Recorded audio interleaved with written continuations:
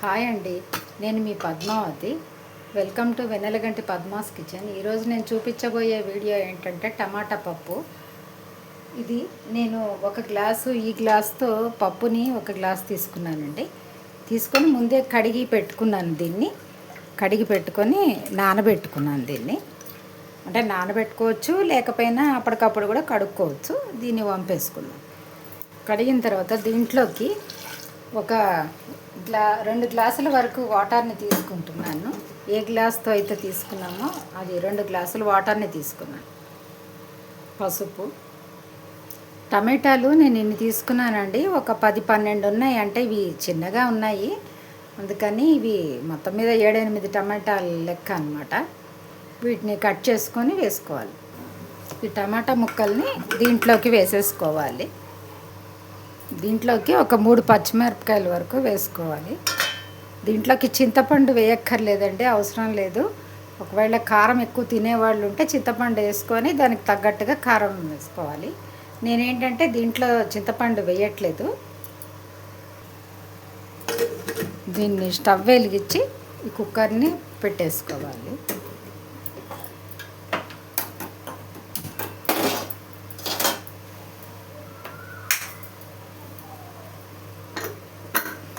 దీన్ని ఒక 3-4 విజిల్స్ వచ్చే వరకు పెట్టుకోవాలి.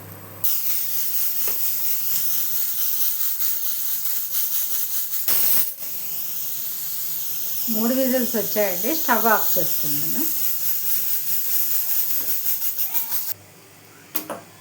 స్టవ్ వెలిగించి పోపుకి ఒక బాండీ పెట్టుకోవాలి. దీంట్లోకి ఒక స్పూను నెయ్యి వేసుకోవాలండి.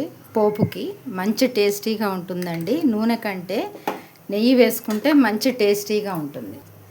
పోపులోకి ఒక స్పూను కొంచెం మినప్పప్పు, కొంచెం శనగపప్పు, ఆవాలు, జీలకర్ర తగినంత అనుకోండి, పోపుకి ఎంత తీసుకుంటారో అంత. అలాగే కొంచెము మెంతి గింజలు, అలాగే ఒక ఎండుమిర్చి,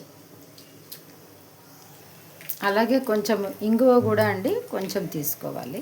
1/2 స్పూన్ ఇంగువ తీసుకొని ఇప్పుడు పోపు వేగిపోయిన తర్వాత స్టవ్ ఆఫ్ చేసేసుకోవాలి. ఇప్పుడు ఈ పోపునంతా ఈ పప్పులోకి వేసేసుకోవాలి.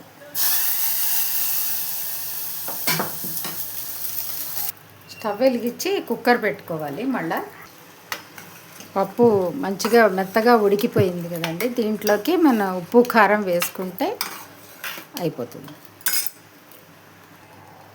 టేస్ట్కి తగ్గట్టుగా ఉప్పు అండి, నేను ఇంత తీసుకున్నాను ఉప్పు. కొంచెం కారం కూడా 1 స్పూన్ తీసుకున్నాను.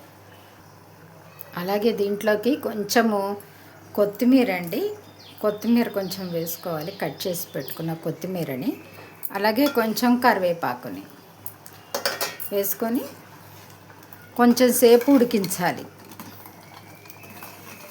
దీంట్లోకి వెల్లుల్లిపాయ వేసుకునే వాళ్ళు ఆ పోపులోనే వేసుకుంటారండి.